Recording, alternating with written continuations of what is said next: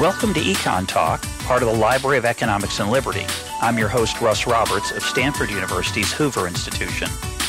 Our website is econtalk.org, where you can subscribe, comment on this podcast, and find links and other information related to today's conversation. You'll also find our archives where you can listen to every episode we've ever done going back to 2006. Our email address is mail@econtalk.org. We'd love to hear from you.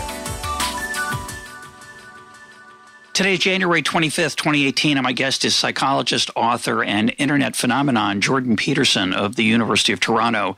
His latest book is 12 Rules for Life, An Antidote to Chaos, which is the subject of today's conversation. Jordan, welcome to Econ Talk. Thanks very much for the invitation. Your book's it's rather extraordinary. It may be the only self-help book that combines the Bible, Nietzsche, Dostoyevsky, Jung, and a lot of Jordan Peterson. I found it provocative, inspiring, sometimes frustrating. We'll get to that, I hope. And I hope we'll also get to some broader issues outside the book as well, if time permits. I want to start with happiness. I found it frustrating, too. So you're not alone there. Yeah, I bet you did. Keeping it to a mere, 300-something, 50-so pages must have been challenging for you, because I know you have a lot to say. But I want to start with happiness. I think many people, maybe most, have as their central goal in life to be happy. Is there something wrong with that? Well, there's a bunch of things wrong with it. First of all, it's simply not true. If you look at what people mean when they say they want to be happy, what they actually want is to not be anxious and miserable. And the reason I'm making a point of that is because you might think of happiness and sadness as opposites, but they're actually not, because you have a system in your brain or a part of your psyche that is responsible for the production of positive emotion. And you have a separate system that's responsible for the production of negative emotion. And when people say they want to be happy, what they really mean, if you do the psychological analysis properly and question them properly and dig in and develop a detailed understanding of what they actually mean, they mean they don't want to be anxious and in pain. And that's not surprising. So technically, it's incorrect that people are after happiness. But then, let's say metaphysically and more strictly psychologically, I also think it's a bad goal, because there's going to be lots of times in your life where you just can't be happy. Like my neighbor up the street said to me once, "You're only ever as happy as your least happy child." Heard that one, yeah. Yeah, it's a good one. It's a good one. Something to it. There is something to it. And, most of the time in life, there's at least one serious thing going wrong. You have a relative who's not well, or you have financial difficulties, or there's a problem in a relationship, or life is hard and there's often something going wrong. And so if what you want is to be happy, and most of the time there's something serious going wrong, then that's not going to work out very well for you. And so what I recommended in 12 Rules for Life, and what I think wise people have recommended since the beginning of time, is that you look for meaningful engagement and significance and responsibility instead of happiness, because that can keep you afloat during tragic and troubled times. And that's better than happiness. It's not like I'm against happiness, man. If it comes your way, embrace it. But it's a gift, I think, rather than something that's a proper pursuit. Do you think it's dangerous and unhealthy to assume it's our lot in life? I feel like a lot of people, certainly in America in the 21st century, feel like it's their birthright. And if they don't get something's terribly unfair. Oh, yeah, that's not good. That's not good. That's why in so many religious traditions, the fundamental axiom is that life is suffering. It's like, don't be thinking that the default condition is happiness. That's a road to purgatory and disaster, that. And it is, because the fundamental preconditions of life are tragic. So, and that has to be contended with. You can contend with it, but the idea that somehow the default position of human beings is happiness is just, it's the delusion of an extremely naive child. I want to talk about meaning, which runs through the book. And I got an interesting question from a listener who wanted me to ask you about the ethics of searching for a meaningful life. You have a very poetic way of talking about it in the book, and online you say things like, lift your gaze, beyond yourself. Aim high. Look for a star like Pinocchio wants to grow up and become a real, genuine, awake human being. And yet, of course, at the same time, when I was thinking about that, I was thinking about David Foster Wallace, who said, I thought very profoundly, everyone worships. So some people set their star on a religious goal that's maybe a very beautiful, high-minded goal. Some set their sights on a religious goal that's maybe dark. Some people set their sights on joining a movement that is hateful at its core, but feeds something deep inside us. It seems to me we all want something profoundly greater than ourselves, but what we attach ourselves to, which is David Foster Wallace's point, we should be very careful. What are your thoughts on that? Well, I think that often people attach themselves to something for the wrong reasons. I wrote about that a fair bit in Rule 6, which is set your house in perfect order before you criticize the world, which is a meditation on the desire to commit atrocity, right? So it's a description of the mindset of people like the Columbine high school shooters and a serial killer and rapist whose psychological state I analyzed, named Karl Panzram, who wrote a very interesting autobiography describing his motivations. Like, people can go to very dark places because they become bitter and resentful, and then they can align themselves with the desire to do harm, to commit atrocity, to produce suffering for the sake of suffering. And I think that's the gateway to hell, fundamentally. That's the best way of thinking about it. I do think that people can differ in the, what would you call it, in the metaphysics of their aim. I mean, some people are aiming at having a comfortable family life, say a loving family life, and that's perfectly fine. I think that's a high order goal. You don't have challenging. to be. It's challenging already. Yeah, it's very challenging. Absolutely, there's nothing trivial about it at all. It's difficult to put your family in order properly. It's very, very challenging. And if you can do that, then you'll be able to do a lot of other things as well. But people need to have a goal that's beyond the gratification of the impulses of the moment, not least because the strategy of gratifying impulses in the moment doesn't work very well. So it just, like the book, 12 Rules for Life is a very philosophical book, and it deals in high order abstractions very frequently, but the entire point of the book is practicality. I'm trying to provide people with information that's necessary to make the kind of choices in their day-to-day life that would really help put their worlds together. And impulsive gratification of each whim as it appears is a very bad strategy. It's really the strategy of a 2-year-old. I mean that technically. And like 2-year-olds just can't survive in the world. And if left to their own devices, they're often extremely upset. So you need a goal. You need a transcendent goal, because a transcendent goal unifies you psychologically, and then unifies that unity with the social world. And both of those things are absolutely necessary if you don't want to suffer stupidly and bitterly. Well, at the same time, you emphasize something it takes a while to learn, I think, as you grow up, that focusing only on the goal rather than the process of getting to the goal is a huge mistake as well. If you set it's good to have a goal, but if all you do is think, gotta have it, you're going to have a tough time.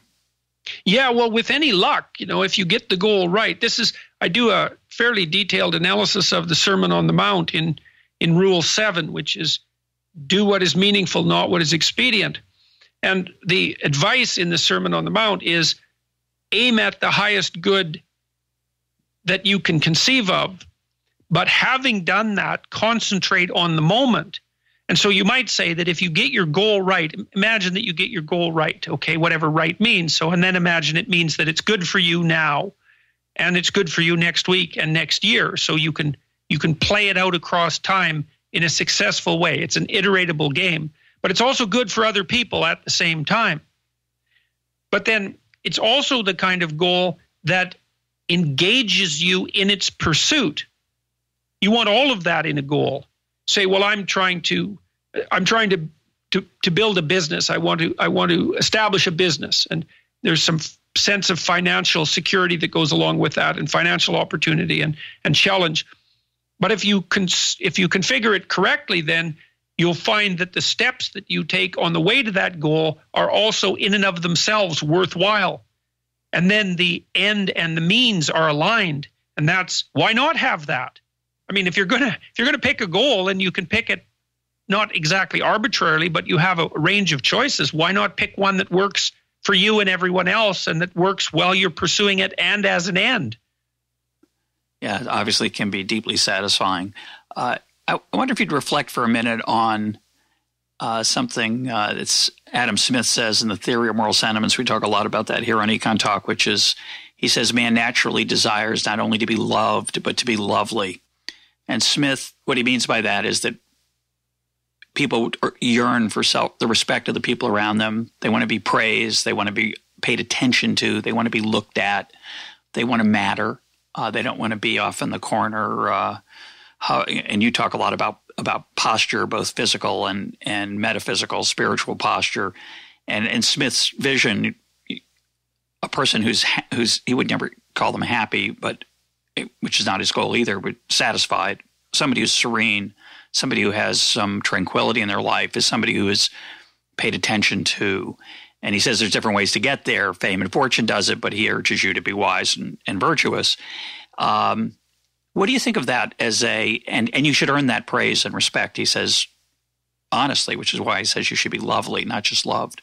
I think it's brilliant. I think you can see that in the way people look at each other. And I mean that literally. When you're talking with someone, or even talking to a group, you watch the eyes and the face of the individual and the individuals who compose the group, and you look at what they're broadcasting at you. And what you want is interest. You want their eyes to be open and their pupils to be slightly dilated, and you want their face to be configured so that they're taking in the information that the interaction with you constitutes. And you want them, what would you say, broadcasting a certain amount of hopeful, positive emotion at you. And that's all of that is broadcasting that you're acting in a lovely manner in Adam Smith's sense of the term.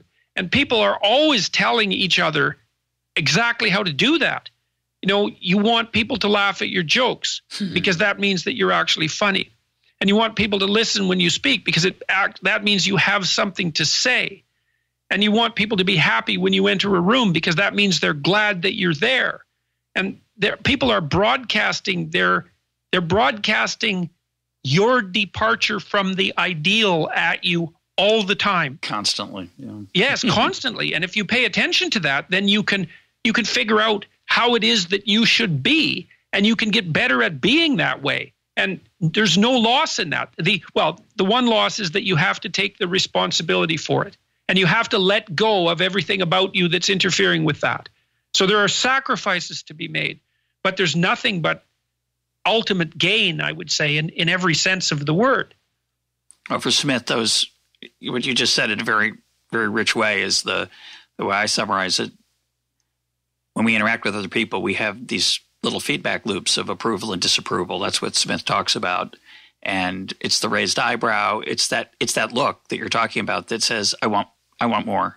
I want to be here. And when you get that look, you know you're doing something right. Right. It's I want beautiful to be, signal. Exactly. I want to be here with you now. That's a good look. And I'm just to riff on that for a second. Some of the most transcendent moments of my life have been the handful of times I've had a conversation where that kind of connection is established with a person who might be almost sometimes a stranger. Doesn't have to be your wife, although when it's your wife, it's lovely, and your children are your loved ones. But when you can connect with another human being in that open, inviting, and it's a delicious thing. And it doesn't have to be, it's not somebody just telling you a joke. It can be somebody sharing a tragedy that you empathize with that connects them to you in a profound way. Yeah, well, I described that in chapter 9. That's rule 9. Assume that the person you're listening to knows something you don't, and it's a guide to having that kind of conversation. And I would say that's a conversation where, speaking metaphysically, I would say that's a conversation where the logos is present, right? Because both of you are developing in the conversation. You're both extending yourself beyond where you are.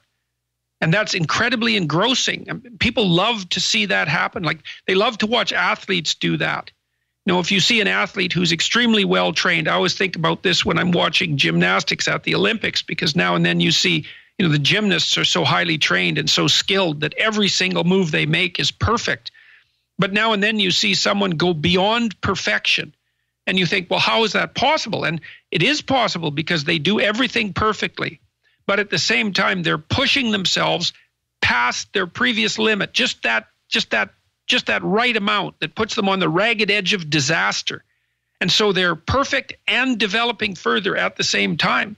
And that's something to watch. That's something that'll bring an audience to their feet. And you can have that experience in a conversation where you're both exchanging information honestly, and you're in a domain of competence while you're doing it, but you're stretching yourself beyond your competence while you're having the conversation and transforming yourself. And that's a great conversation. That's the kind of conversation you want to have with everyone. Yeah, if you every could. day. Every day. You can never get enough of it. That's exactly right. You could never get enough of it. And it is it's a great drug. The side effects are all positive, and can't beat it. Yeah, and it's good for you, and it's good for the people you're having the conversation with, and it's good for the people they know. There's nothing about it and that's one of the things that's so lovely about being to use Smith's term again, about being a clinical psychologist. Yeah. You know, because people come to you and they say, well, I'd like to make my life better. It's like, okay, that sounds like fun. Let's have a conversation about that. What's wrong with your life? What do you think's wrong with it? And that's a long conversation. Then, well, how do you think it could be better? That's a long conversation. And then, well, let's see if we can come up with a strategy to make it better. And all of those conversations are super engrossing. It's like being in a Dostoyevsky novel all the time. Well, it's your fault that I'm a third of the way through The Brothers Karamazov. How's that going? Well, I don't really love the romantic side plots. I'd be happy with just the philosophy. The philosophy I'm enjoying tremendously. I'm reading the Constance Garnett translation, by the way, which I think I'm always a big fan of hers. Let's switch gears. I want to talk about parenting. But I'm grateful for that, because it's an extraordinary book that I missed. It is, and it's an amazing book. It's an amazing book. You have to put up with the romance if you're going to read the Russians. I'm getting in there. Don't worry. Yeah. Not to worry. And it ties the philosophy together as the book progresses. I'm not. So it's not superfluous. I'm not concerned, but it's a little bit slow going at times. A lot of crying, a lot of emotions. Yeah. Well, they are Russians, you know. Yeah. Can't help it. No. So I'm going to ask you about parenting. Brian Capel, The Economist, has been a guest on the show a number of times, and he argues in a book about children that parents spend too much time trying to influence their children and how they're going to turn out as adults, and he uses research on twins, adopted children, and he argues that nature dominates nurture dramatically, and the parents have little lasting influence on many aspects of the children's lives. It's not true. Yeah, I suspect you don't agree with that, so I don't want to get into the weeds on the research. It's an interesting thing to think about, because what happens is that if you set up the preconditions in your household properly, then the shared environmental variance disappears. And so it looks like you're not doing anything, but that's misleading. So imagine your child has a nature, and a fair bit of that is determined temperamentally, biologically. And then what you want to do is establish an individual relationship with that child so that what they are can maximize. And the statistical processes that are used to analyze those effects aren't sufficiently sophisticated to pick up the individuality of what you're doing. And so they risk throwing the baby away with the bathwater. Like, if you treat all your children as if they're the same, then that's going to be trouble. Well, I happen to agree with you, and I happen to agree with that general thrust on social science research generally. But let's get to what you think parents should see as their task in raising children. You have an extraordinary chapter on raising children, which I sent the book to my dad because the rule on child raising, which I think is don't let your children do anything that makes you dislike them. Yeah, that was my dad's philosophy as a parent, and with my mom, and I always thought that was a radical idea, actually, and it's violated constantly by most many parents that I see. Yeah. So explain what you mean by that and what you think parents should do. It's radical for two reasons. The first reason it's radical is because it's the rule that you would adopt if you knew that you were a monster. And you might say, well, I'm not a monster. It's like, well, yeah, lots of people think that, but I've seen the catastrophic consequences of people mistreating their children physically and psychologically over periods that span decades. And it's far less rare than people would like to think. Yeah. And so you might say, well, why is there so much misery in families? And part of the answer to that is that people are a lot more monstrous than they like to think. And so when I had my little kids, they're in their mid-20s now, but when I had my little kids, I'd already recognized that I was a monster. Yeah, and I thought, well, I want to make sure that I'm positively predisposed to my children as often as possible so that I'm happy when good things happen to them and unhappy when bad things happen to them. And what that means is I can't allow them to disturb me deeply because I will definitely take my revenge if they do. And I'm big and strong and they're little and dependent. So that's the first thing, is you want to make sure that you like your children so that you don't have to be a monster to them. And that means that you have to understand how dark and terrible you can be. And that's very uncomfortable for people because they say, well, of course I love my children and I never do anything to harm them. And of course I always like them. And it's like, yeah, that's all lies. That's all lies. Yeah. So the next thing is, so then you think, well, but then, maybe you're a bit crazy, and so your children are doing perfectly good, perfectly okay child things, and it's bothering you. It's like, well, yeah, you also have to get your act together, and you have to talk to your wife or your family and make sure you're not completely out of your mind with your rules, and you don't want to have too many rules. Like, this is all assuming that you're, apart from the fact that you're a monster, that you're also trying to be a reasonable human being. So that's the preconditions. But then why is it that you shouldn't let your children do anything that makes you dislike them, apart from the fact that you will extract revenge? And the answer to that is simple. If you're probably more positively predisposed to your children than most people are likely to be, at least on first encounter. Yeah. And so if what they're doing is bothering you, the probability that it will also bother other people is extremely high. And so, like, I've seen 2-year-old kids say, maybe they come over to our house with their parents, and the 2-year-old has never been subject to any reasonable regulation of his behavior whatsoever. And so, while we're supposed to be having a nice dinner and a reasonable conversation, the kid is wandering all over the house, tearing books out of the bookshelves and tumbling down the stairs and standing up underneath tables and pulling the plants off the side tables, and the parent is right behind them, catching each book. Yeah, but hovering over them like the ultimate tyrant. It's like, it's not helpful. You don't invite people like that back, and you're not happy to see their children. And that's terrible because children are really delightful. And if their behavior is reasonably regulated, then they can operate in a world where when adults see them and smile, they mean it. And when other kids meet them, they immediately want to play. And then that means that you can have your child enter a world where everywhere they go, virtually, the adults wear genuine smiles and will interact with them and teach them and listen to them and pat them on the head and tell them that they're cute. And wherever they go, they'll make friends. It's like, well, what else could you possibly want for your child? That's what you want to have happen to your child by the time they're 4 years of age. Yeah. That's what you want. And it isn't that you want to raise their self-esteem or help them be creative or don't interfere with their maximal freedom or any of that. What you want is to help them understand how to be eminently desirable human beings in the social landscape. And that sort of ties back to that loveliness that we were talking about earlier. Yeah, one of the challenges, of course, is that of parenting. I'm 63. I have 4 kids, and my youngest is 18. So I'm done with the young person part of parenting. I'm into the next phase. But the challenge, of course, and I wish I could do it all over again. Right? You make so many mistakes. It's incredible how many mistakes you make, and you think you're so wise now. I'm sure I'd make a different set if I started over. But what's extraordinary is you see your flaws in your children, And one of the challenges, I think, of loving them and not extracting that revenge is to accept those flaws that are your flaws and that you've created. You've created them genetically. You've created them by, through the household behaviors, and you should still love them.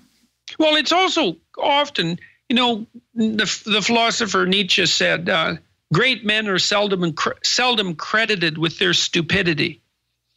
And I really like that, because what he was pointing out in his inimitable way was that, well, lots of vices have a virtuous side and vice versa.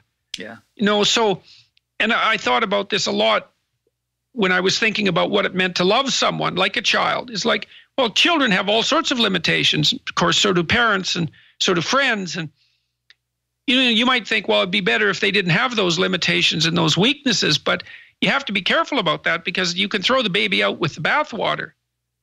Sometimes what you regard as a flaw is the flip side of a virtue. Not always, but more often than people think. And so it's useful to think that particular peculiar configuration that characterizes someone you love is lovable precisely because it is particular and peculiar. I agree. Now, we've talked about suffering a little bit. It runs through the book, and I would say that the way it runs through the book is that it's the fundamental human condition.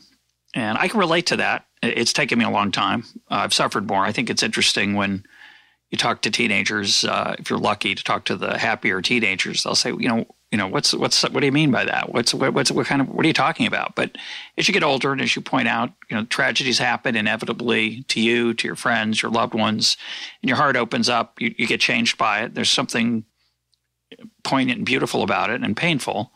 But one of my few complaints about the book is that it's a little short on joy and love.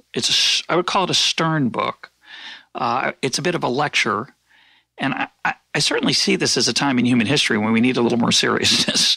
It's a lot of a lecture. Yeah. But I'm lecturing myself as well. I'm hoping that redeems it to some degree, because I'm hoping I'm not finger wagging at people. Not at all. Not at all. There's a lot of self-revelation in it that's clearly well-earned. But I'm just curious why you focus so much on what I would call the dark side of the human heart. Well, I think it's a corrective, I would say, because everyone knows it, but no one will talk about it. And it's a relief to people. And I've really noticed this in my public lectures over the last year and a half. And I've talked to thousands of people in the last year and a half now, and about the themes that are developed in the book. And I say these things that are really rough, that life is fundamentally tragic and ridden with suffering and touched with malevolence and evil, and that goes for you and everyone around you, and that's harsh, and it's a relief to people because they think, oh my God, I thought I was supposed to be happy. It's not just me. It's like, it's not just me, right? It's like, oh, I kind of suspected this is what it was like, but no one's ever actually said it. It's like, and so I really want to make a strong case for that and just drive it home so that there's no doubt about it, because then I can say, look, despite the horrors and the betrayal and the atrocity, even, you have enough nobility of spirit and enough potential to actually live successfully in the face of that. And that's even more powerful, that ability that you have to live a meaningful and responsible and truthful life it's more significant than the pain and the malevolence. And that's really saying something, because the pain and malevolence is really real, and everyone knows it. So I think that I weighted things heavily in the negative direction, let's say, because I want people to understand that the optimism that the book contains, which is a testament, I would say, it's a hymn to the possibilities of the human spirit. It's not naive. Yeah. Like, I'm not saying, things are okay and we're basically happy and life is essentially good and you can go out there and do wonderful things. I'm saying, no, look, man, life is terrible. And the people who turn against it, like the Columbine high school shooters, like, they have powerful arguments, because life is terrible and there is a lot of malevolence, but it doesn't matter. In the final analysis, good is stronger than evil. And And unless you make a hell of a case for evil, you make a weak case for good. So that's my, I would say that was my philosophical attitude while constructing the book. I like that. This is a long question. I apologize. It brings us back to Adam Smith for a minute. In the Theory of Moral Sentiments, he warned about the man, what he called the man of system, the person who thinks he can manipulate human beings as if they were pieces on a chessboard without taking account of their own internal ways of movement, interacting with others, ordering their lives. And this is deeply consonant with your rule that we should fix ourselves before we fix others. And we certainly, all of us have plenty of work to do. And it resonates incredibly deeply with me, particularly because I find myself less interested in reading the news, trying to influence the debate, and recognizing there are large forces out there I can't control. I do my part, but it doesn't get into my bones the way I don't feel the need to rant, say, about the latest policy blunder the way I used to. Mm-hmm. And I'm increasingly humble about what I'm sure of. So that's all good. At the same time, I worry, as I think you do, that the American experiment, or more broadly the Western experiment that celebrates and honors liberty, restrains the power of the state, recognizes the sanctity of the individual, that's in jeopardy, maybe serious jeopardy. And right. I see your book and your videos as a part of an effort to fight against that serious tide. And I want your advice on how to balance tending one's own garden with the chaos that seems to be erupting outside of ourselves and saying, well, I'll just stick here to my little garden. I don't need to solve all that. I can't. And besides, it's a lot of nonsense mostly. But it could be that the house is on fire. I'm getting a little nervous. Well, I would say that having the sorts of conversations that we're having, and I mean, these are public conversations as well. I can't think of anything that's better that you could do. Like, what could you possibly do that would be better than that? You know, you're not in a position at the moment to directly influence large-scale policy decisions, let's say. And you know how difficult it is to formulate those properly to begin with. I truly believe that if people tended to what was in front of them, if they paid attention to what they can control and they organized that properly, that would do the trick, that would solve the policy problems. I believe that it's the right level of analysis. And so, you know, you said, well, you have a family and you've raised your family and you're trying to get along with your kids and you have this podcast and you're trying to put forth the ideas of Adam Smith, the genius level ideas of Adam Smith. And I presume that you find that engaging and meaningful. And it might be that you're working at exactly the right level of resolution. Because you gotta, you know, you might say, well, you should be concerned with things that are far beyond that, like the fate of Western civilizations. Like, well, maybe you're failing to do that, and maybe your failure is a consequence of cowardice and ignorance. But maybe it's just proper humility and moving beyond your domain of immediate competence would be grandiose and destructive. And I believe that it often is. You know, we take 18-year-old kids, we put them in Ivy League universities, and we tell them to criticize the system and to act as political activists. And I look at that and I think, God, you kids, you don't know anything. You don't know anything. You've never had a job. You've never taken care of anyone, including yourself. You can't organize your own household. You've never read anything. You don't know how to write. You don't know how to think. But it's okay. Your professors can tell you that now you're in a position to criticize the foundations of Western civilization. It's like, it's horrifying. So best to operate in your domain of competence and try to extend it. And I think that's the way to set the world straight. I do believe it after thinking about it for decades. I agree with that part deeply. Again, it's the way I already have thought about it for a long time. But there are a lot of people out there who don't think that way. I am aware of that and also torn about it because I've been engaged increasingly in the last year and a half in political dispute in my own country for a variety of reasons, not least because the government here introduced legislation that required compelled speech. Now, they had their high-flying, hypothetically moral reasons for doing so, but for the first time in our country's history, the content of someone's speech has now been mandated. And that forced me, I would say, into the political realm rather unhappily.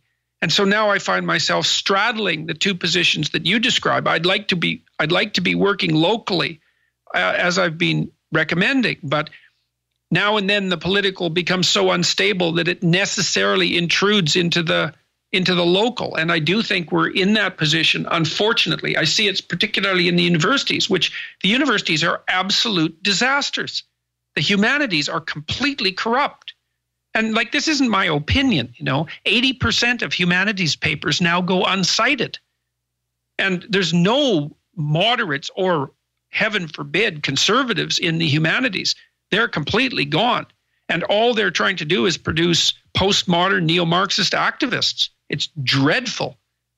And we're going to pay for it. So that's very worrisome. Isn't that a bit of an exaggeration? I say that particularly because when people complain to me about the state of the university, and it's typically somebody from the right correctly pointing out, as you have, that there's not much of a conservative voice or a libertarian voice represented on campus. And I always think about the Marxist professor droning on in the front of the room while the kids roll their eyes and write the things on the exam they think they're supposed to. But I don't know how many people they actually convince.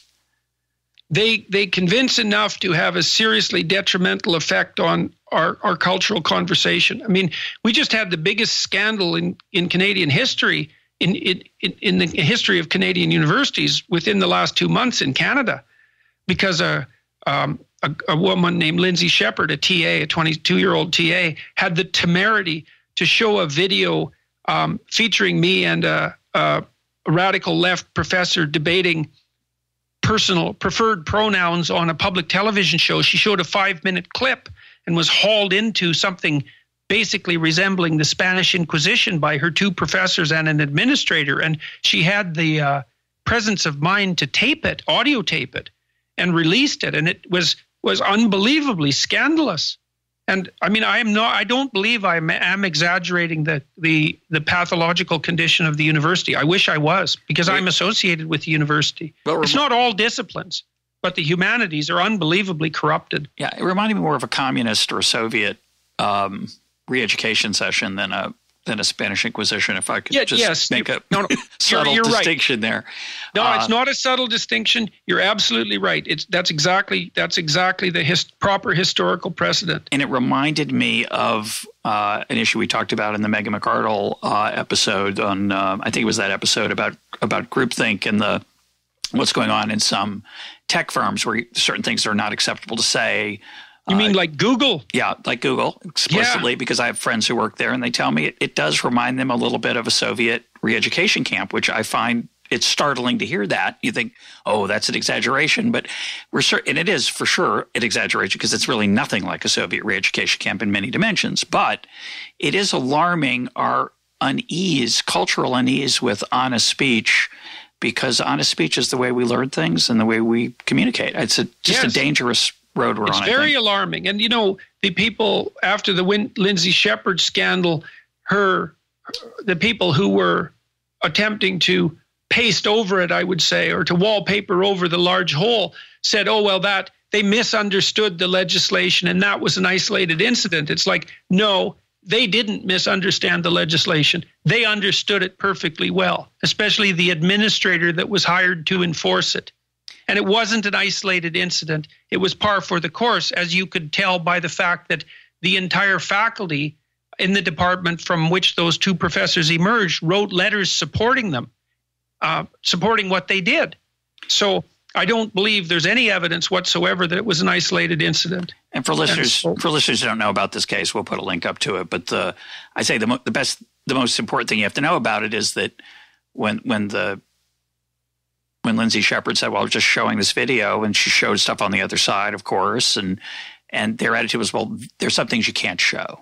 And that's a very common view now. I think it's not just at university, it's also in newspapers. There's some sides you don't have to represent. There is no other side. And of course, sometimes there is no other side. So that's the challenge of being a grown-up, I think, and a thoughtful person, is that, true, I don't think you should give the Nazis a chance to express their viewpoint widely, or say Holocaust deniers. But where you draw that line is not so easy, and you should be aware of that. Well, worse, it's not even where you draw the line, it's who's allowed to draw it. And you could say, well, look, there's clearly a line. And it's like, okay, fine, no problem. Like, it's not like there's no such thing as hate speech. Although I think we had laws already covering incitement to violence that were working quite well. But the issue isn't whether or not there's hate speech. The issue is only who gets to decide what constitutes hate. And the answer to that is exactly the people that you wish wouldn't have that power. So beware of who you grant it to and under what circumstances. So it's not good. And I wish, while I also think the fact that 80% of humanities papers go uncited is it's a dreadful indictment of the universities. It's awkward. Awkward. Yeah, it's awkward. Yeah. That's a good way of putting it. Slightly as a sign of self-indulgence. Yeah. 80% of our products don't sell. Yeah. That's not good. Well, you could argue back and say, well, it's hard. They're hard to sell. It's a tough sell. So you shouldn't expect such a high rate, higher than 20%. But I'd be interested to see. But you do see it much higher. The sciences have much higher citation rates, much higher, and they're more difficult. It's more difficult to sell them because it requires technical expertise to do the reading. So I don't think it's merely a matter of difficulty. My only complaint about this is that you could argue a lot of it just doesn't sell anyway, even when it's well cited. So I'm not sure that's the only measure I'd want to use. I agree. It's an inside game no matter what, right? It's true. But I would also say, I've done an analysis of the situation of the universities across 7 dimensions of failure. So here's one. In the United States, of course, the tuition costs are spiraling out of control as the administrative overload increases, and that's happened dramatically over the last 20 years. And what's happened in consequence to buttress the building against the consequences of that, let's say, is that student loans have been made widely available. But the trick is that now, if you're an American kid and you have a student loan, you can't declare bankruptcy. And that's corrupt beyond belief. And so my sense is that the administrators have determined how to pick the pockets, the future pockets of the students, and have essentially transformed a large part of the American population into indentured servants. It's a little bit of melodrama there, but it is somewhat akin to the way that the financial sector in the United States was able to borrow a lot of money, knowing that lenders were willing to lend money to very risky things because they knew that Uncle Sam, which is not a real person actually, but not you, Jordan, but me, is going to end up being the backstop. And similarly, we've done a similar thing with the student loans to some extent. We've subsidized my industry, education, dramatically, which has allowed demand to increase, pushed up prices, and allowed those administrators to collect more money. It's nice work if you can get it. It sure is, especially when you don't allow people to, you shoulder them with those debts when they're at the point where they should be taking entrepreneurial risks, and you don't allow them to escape from the consequences of their error. It's not good. Yeah, it's a slightly shameful business. It is. And then I would also say that the universities are doing an increasingly bad job of teaching people to write and to think and to read. And I don't see any evidence whatsoever that there's been improvement along those dimensions in the last 20 years, and plenty that things have got worse. And so I'm not happy with the current state of the universities. I'm embarrassed about what's happened. And I know on any one dimension it sounds melodramatic, but if you look across the 7 potential dimensions of analysis, the picture is pretty ugly. Yeah, it's a big Pandora's box. I'm going to keep it closed. I'm going to keep it closed. I'm going to move on to something else. No problem. Now, this show is nominally about economics, and I believe economics is the study of how to get the most out of life, among other things. So I think everything we've talked about so far falls under that category. And we've mentioned Adam Smith, of course. But there is an explicit part of the book that is about what most people would call economics, which is trade. And you make the argument, it's a very beautiful idea, that human beings discovered sacrifice and bargaining with the future, and that leads to trade. Can you explain that?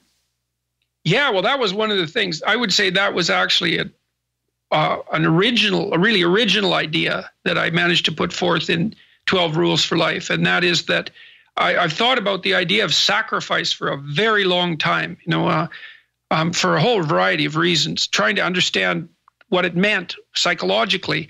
The sorts of sacrifices, for example, that are acted out dramatically in the biblical stories and that were so much a characteristic of ancient cultures.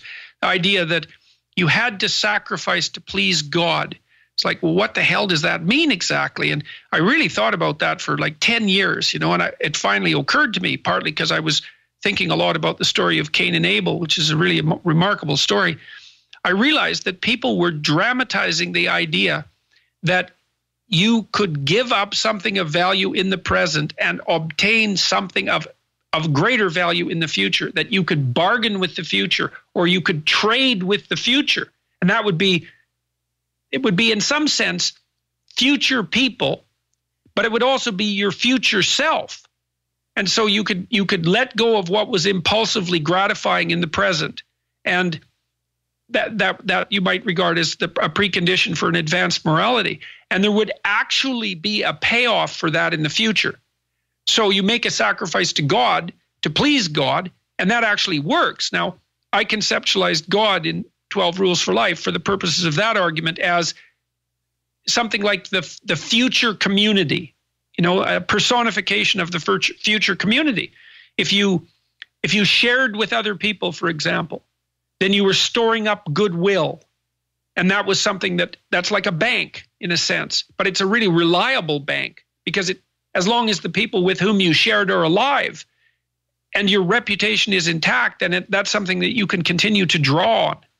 And so there's a long discussion of sacrifice in there and exactly what it means. And then a discussion as well about another idea, which is that, well, if sacrifice works to obtain a desired end, then that also produces two philosophical questions. And one would be, well, what's the most desirable future end? And so that's sort of like a meditation on paradise or heaven or utopia, although I don't really like that word. I like the religious words better. I think they make more sense. And also, what is the ultimate proper sacrifice? So what's the proper sacrificial attitude in life? And so back to our ideas about conversation. So let's say we're having a good conversation and we're throwing ideas back and forth. If I have the proper sacrificial attitude during that conversation, then I'm going to let some of the ideas that you put forth kill some of my ideas. I'm going to sacrifice them and replace them with better ideas. And there's going to be some pain and some anxiety associated with that because, like, who the hell likes to have their conceptual structure flipped upside down? No one likes that. But if you're willing to let go, if you're willing to sacrifice, you can let your old ideas die and not you. And that's like the secret of humanity. It's sacrifice, make the sacrifices that will bring the proper future into being. And we first dramatized that. That's what all the archaic people in the Old Testament were doing when they were making sacrifices to God, is they were acting out the idea that you could let go of something in the present that was desirable and valuable and receive an enhanced reward in the future. It's the discovery of the future itself. It's the most profound discovery of humankind, I would say. No, it's an incredibly deep idea. It's basically, it's a response to the idea, which seems very reasonable, that savers are fools. Why would you save anything? That's crazy. Yes, exactly. Right. That's lunacy. And then so there's a bit of a discussion there on what the ultimate saving might be. It's like, well, let's say you could throw your meat in a freezer and keep it for a year. Well, that's one form of saving. But then another form of saving is, well, you make a kill. You're a hunter-gatherer. You make a kill, and you share the kill with the other hunters. Well, then you are saving it because you're saving it in the form of your enhanced reputation as a good person, a good, valuable person. And so then when someone else hunts in the future, they're going to share with you. It's perfect.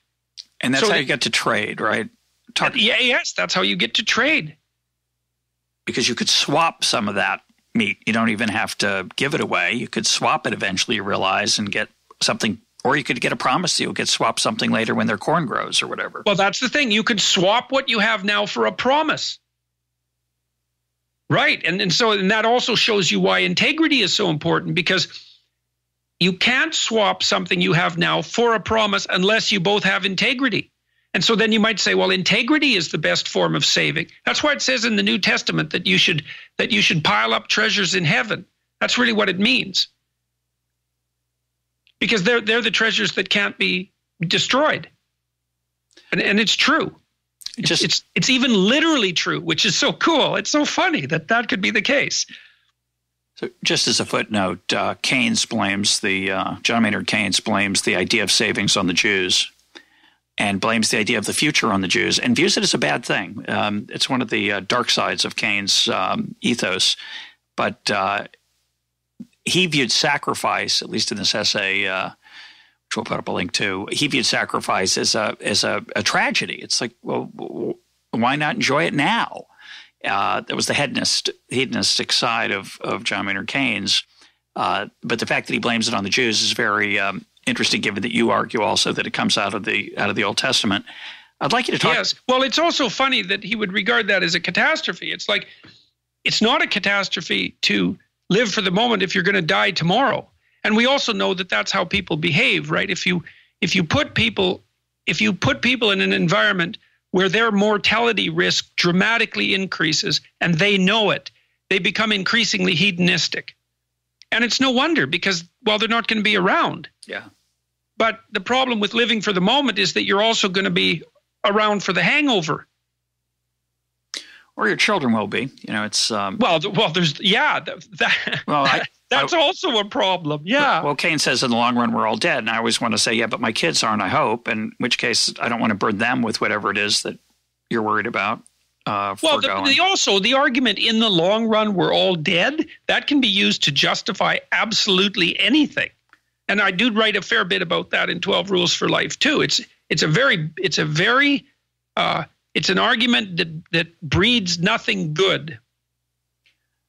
So a lot of my listeners are not religious people, or I'd say atheists intellectually, and talking about the Bible probably gives them the willies. No doubt. You argue in a very interesting and thoughtful way, what I would call a Jungian way, to the extent I understand Jung, that we should read the Bible for non-religious reasons, just to understand ourselves. And you use a lot of imagery from both the Christian and Jewish Bible fairly extensively in the book. Make the case for that. And you're not a fundamentalist, as far as I know. You don't believe the Bible came from God's hand.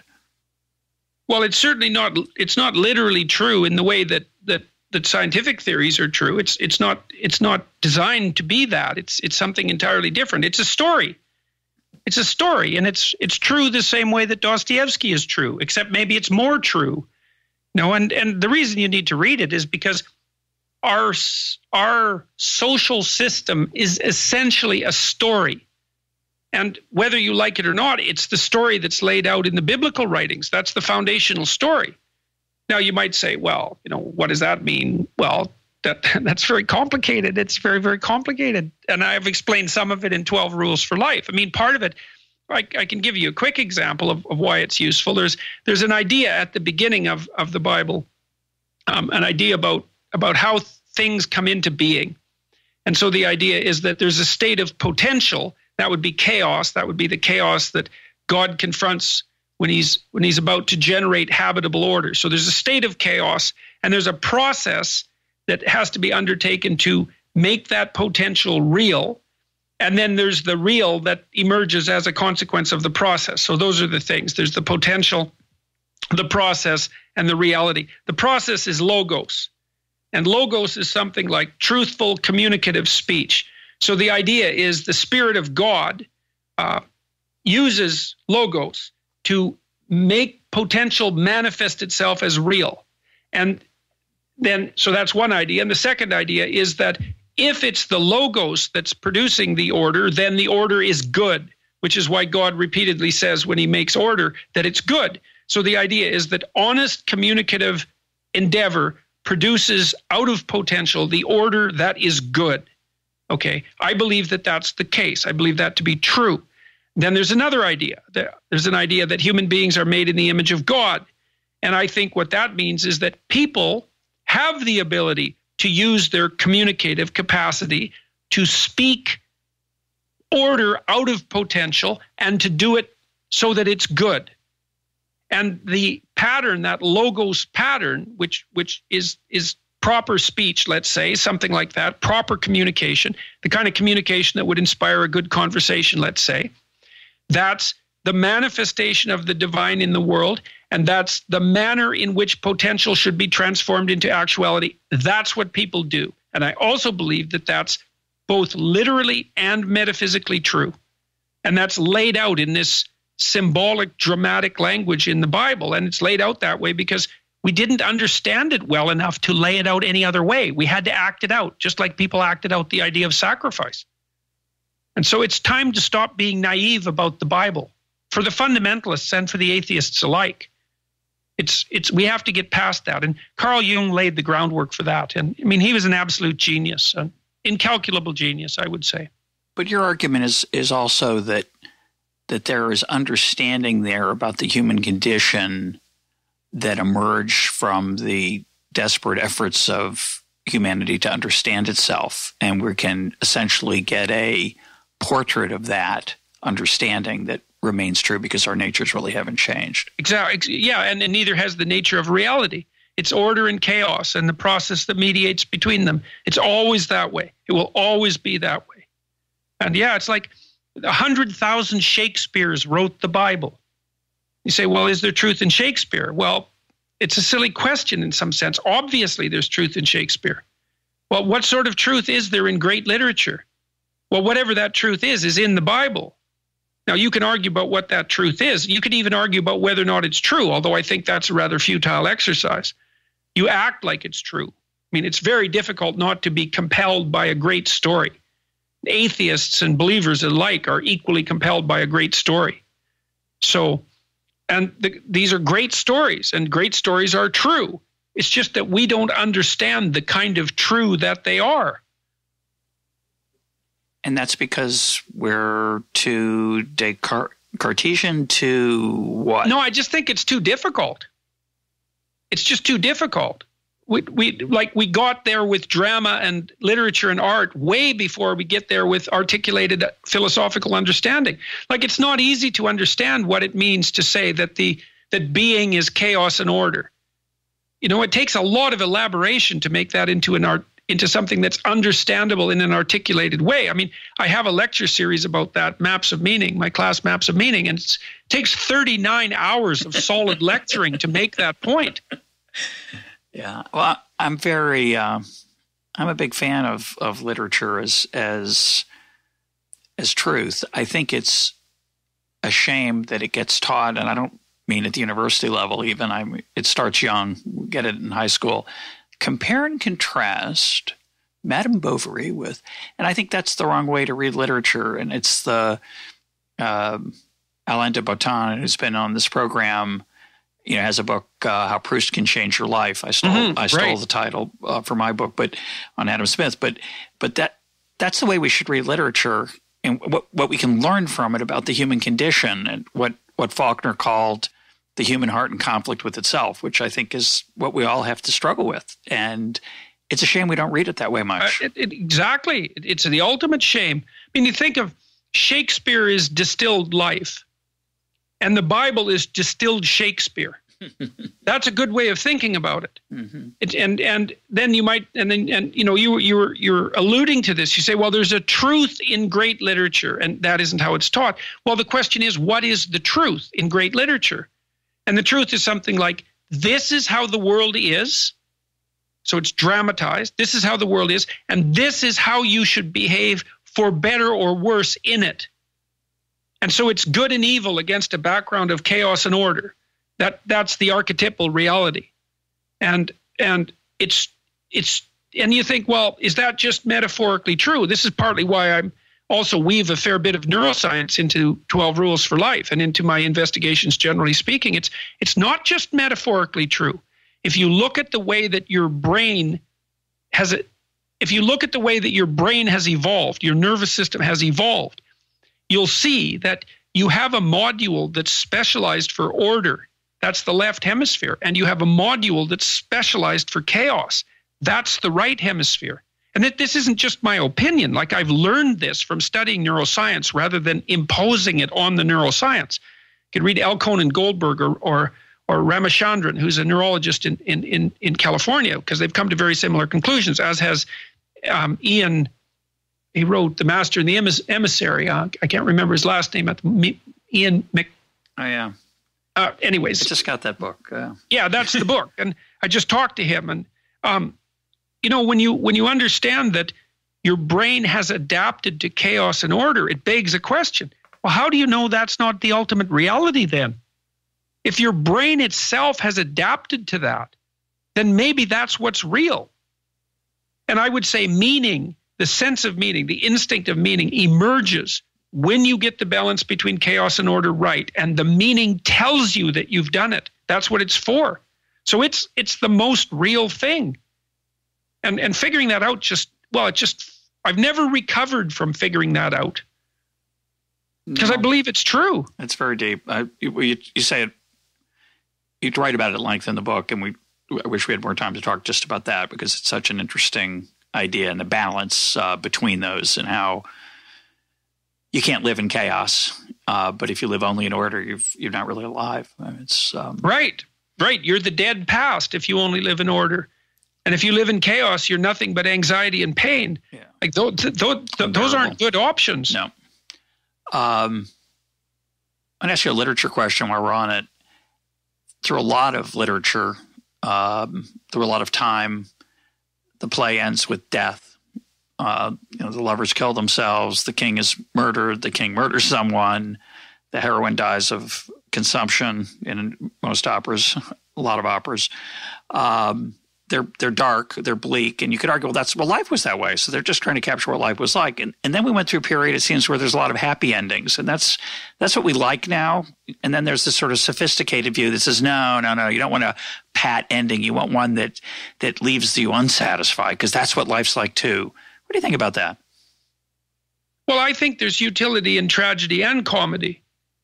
Tragedy is a good, bad example.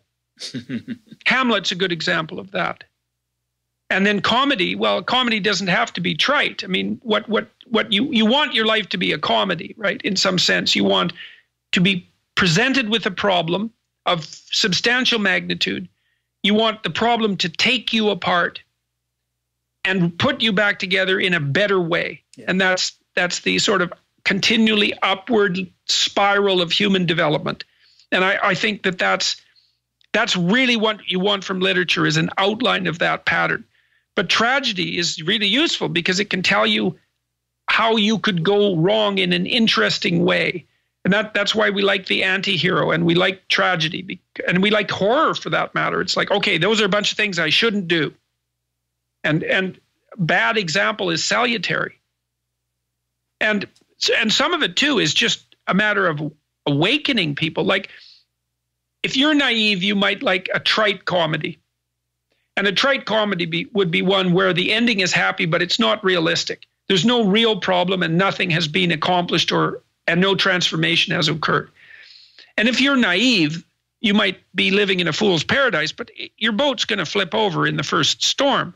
And so to expose you to tragedy can undermine your naivety. You might say, well, that's cruel. It's like, no, it's no more cruel than helping a child grow up. So you need exposure to tragedy if you're naive, because it confronts you with the real problem, and then it can launch you on the real adventure. And that's way better than being naive. I wonder if you'd reflect a little bit on the Jordan Peterson phenomenon. I'd never heard of you until about maybe, I don't know, a year or so ago, when more than one person said I should interview you. And I thought, well, who is he? Well, the first I just ignored it. I'd never heard of you, and I just said... That was the best idea. Yeah, but then I Googled you, and I saw that you were a big advocate for freedom of speech, and I'm a big advocate. I'm a big fan of that. And I thought, but I don't really want to talk about freedom of speech for an hour. And then I started watching your some of your videos. Somebody sent me one of them on probably the idea of God, or your advice for millennials, and I was blown away with your presentation style.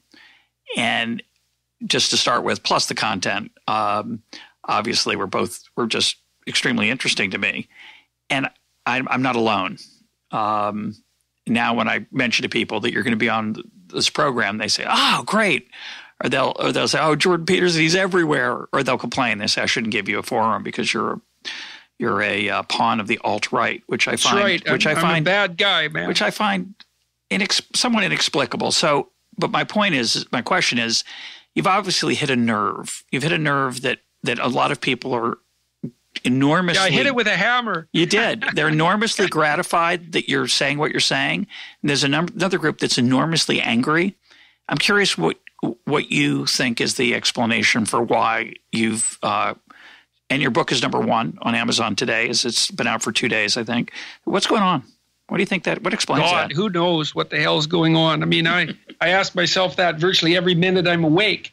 You know, it's completely overwhelming. Well, I think, all right, there's a couple of things. The first is I definitely have set myself up in opposition and loud and intense opposition, loud, continual, and intense opposition on all fronts against the radical left.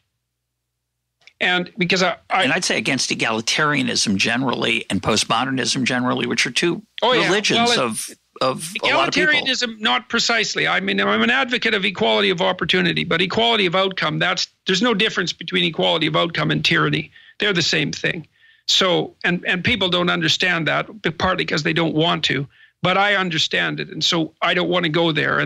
But the whole compelled speech thing in Canada, it was like, no, you're not telling me what I'm going to say. That's not happening. And I made that clear in the initial videos when I was complaining about Bill C-16. I said, look, I don't care what you do. I'm not going to stand for compelled speech. And that caused quite a furor. But that's where all the accusations about being alt-right came from. It's like, well, I'm in opposition to the radical left. Okay, well, it's very convenient then for the radical left to presume that I'm a Nazi, because if I'm a Nazi, then they don't have to take me seriously. If I'm a reasonable person, then maybe a reasonable person could object to what they're doing. Well, that's not good. That puts people in a state of cognitive dissonance. And so, it's a trick. It's a rhetorical trick. It's like, you're objecting to what we're doing. You must be the most reprehensible of people who could possibly hold an opposing view. And so all sorts of pejoratives have flowed my way. The people who were persecuting Lindsay Shepherd compared me to Hitler or Milo Yiannopoulos. Take your pick, which was, blackly comedic. I think these people, they're so clueless they can't even get their insults right. It's like, look, you can't be Hitler or Milo Yiannopoulos. You know what I mean? It's palpably absurd. So some of what's come my way is just conceptual confusion. If you stand against the radical left, then where exactly do you stand? And so people have been guessing, well, maybe I'm on the radical right. It's like, well, yeah, maybe I'm not. I have 200 hours of lectures, about 100 hours of which are about the horrors of the Nazi death camps and the appalling pathology of right-wing totalitarianism. So it's pretty bloody obvious that I'm not on the radical right. With regards to the phenomenon itself, well, part of it is I've taken a lot of psychological wisdom, that's been generated by the great clinicians of the 20th century, Freud, Jung, Adler, Carl Rogers, the existentialists. I'm broadly versed in the classics of clinical psychology, and a lot of what I'm talking to people about is derived from that. It's like, I'm a practical person. I'm a clinical psychologist. I like to help people put their lives together. And so what I've done in part is put together lectures that say, well, look, here's a bunch of things that psychologists have learned. A lot of them are deep. Some of them are practical. You need to know them, because if you know them and you put them into practice, your life improves. And I'm telling people it's straight, and I'm taking into account that they have reasons for their misery and suffering. And then people go off and try them, and they come back a month later and they say, hey, look, man, I put that into practice and it worked. I'm in this weird situation now. It's so remarkable. I can't believe it. I'll travel to places. I went to London, and my wife and I went out to get some groceries the first day we were there. And we walked into a grocery store, and a young guy came up to me and he said, hey, you're Dr. Peterson, aren't you? I said, yeah. He said, well, I've been watching your YouTube videos for about a year. And I got to tell you, I was in a pretty dark place, and it's really helped. And now I'm in, he said, I'm at the London School of Economics, and things are going really well for me. So like, thank you. And I think, oh, great. That's wonderful, man. So, and then I went next door to the electronics shop, and young guy come up to me and he said the same thing. He said, "You're Dr. Peterson, aren't you?" I said, yeah. What are you doing here? I said, "I'm giving a talk." He said, "Well, I've been listening to your lectures for the last year, and I've been putting them into practice, and they've really helped." And then he tells me why. And it's like, this stuff works, but it's not that surprising, because the people who thought up the ideas, like, I'm not taking credit for them. I'm a good aggregator of ideas, and I have my original thoughts, but I'm not trying to take responsibility for archetypes. I didn't invent them. How's go ahead. Go ahead. No, how's that humility thing working for you when you get a couple people like that, and you're, you feel like you've got all the research on your side and all the wisdom of the past? Doesn't that you have any issues with hubris? Well, there's a paper by Jung called "Relations Between the Ego and the Unconscious," and I read it about 25 years ago, and I understood it too, which I would say is rare, because it's a hard paper to understand unless you know what it's about. But it's about hubris, and it's a warning about Icarus. And Jung was very clear. He said you have to be careful when you're in the archetypal domain, that you don't confuse yourself with the archetypes, because you will burn yourself up if you do. And so I took that to heart. I needed to read that essay at the time that I read it, for reasons I can't go into, but I understood what he meant. And I'm very, very aware of my own shortcomings, like painfully aware of them. They're always at the forefront of my mind. And I am not confusing myself with the wisdom that I'm fortunate enough to be able to speak about. But I do think it's more than that. There's something about truth-telling, or a feeling of truth-telling. You may not be telling the truth, but people are hearing it as a truth that's been hidden or covered, or, issues like gender roles, where you're tolerant of women who want to, say, raise a child, which is politically not so acceptable, is socially not so acceptable these days. And I think for a lot of people, you are a breath of fresh air, and for other people, you're a toxic piece of pollution. So it's funny though. There's a lot more of the first people than there are of the second people. And I'll tell you something that's really quite fun, and maybe telling you this will change it. I've only got about 5 pieces of hate mail. And I've got at least 25,000 letters in the last 6 months from people who are stating the benefits that they've obtained by listening to the YouTube lectures. And so the people who are not happy with me, first of all, they very rarely take the time to actually understand what I'm doing. I think the Channel 4 newscaster, Kathy Newman, was a prime example of that.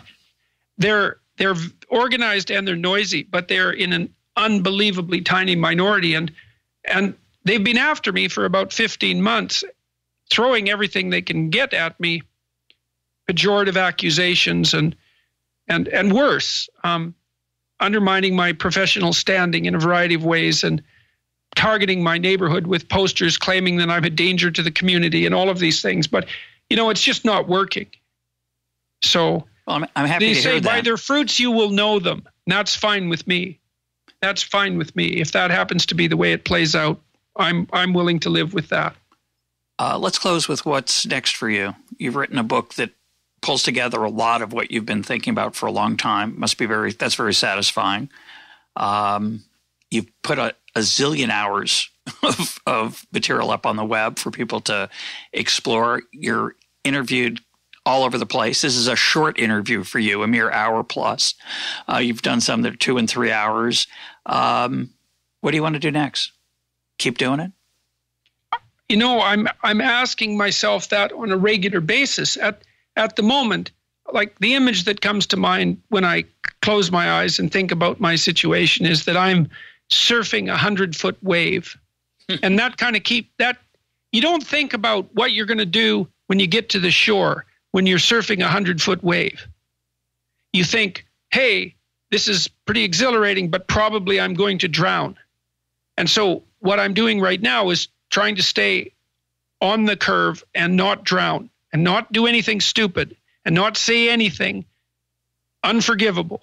I'm trying very hard not to do that. And then with regards to the future, I really don't know. I mean, my tentative plan right now is to go around North America and the UK and Europe and speak like once a week for 6 months or a year. I've made arrangements through Penguin in the UK to do that.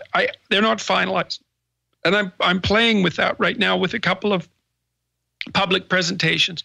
And that's a tentative idea. I would like to interview authors for my YouTube channel, and I'm in a good position to do that. And I think that would be fun and worthwhile.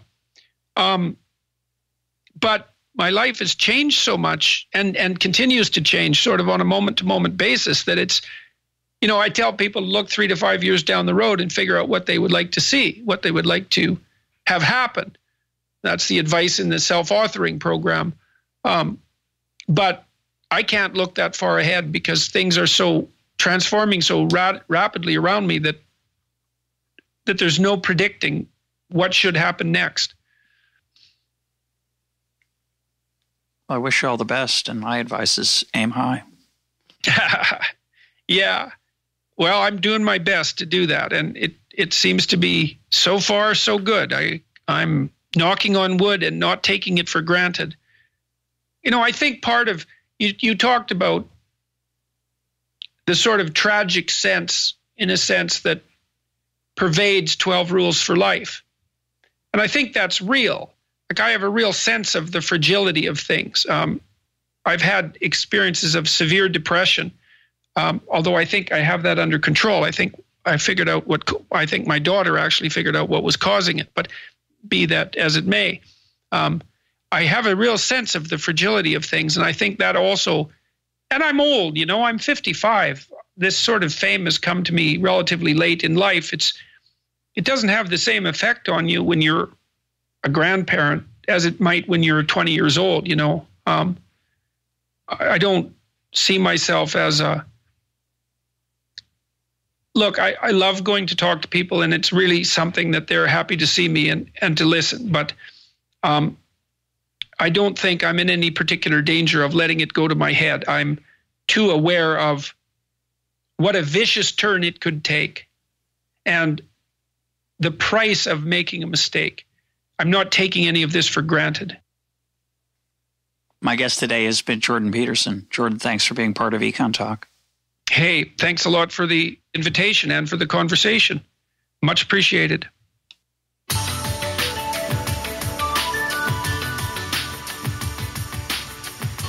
This is Econ Talk, part of the Library of Economics and Liberty. For more Econ Talk, go to econtalk.org, where you can also comment on today's podcast and find links and readings related to today's conversation. The sound engineer for Econ Talk is Rich Goyette. I'm your host, Russ Roberts. Thanks for listening. Talk to you on Monday.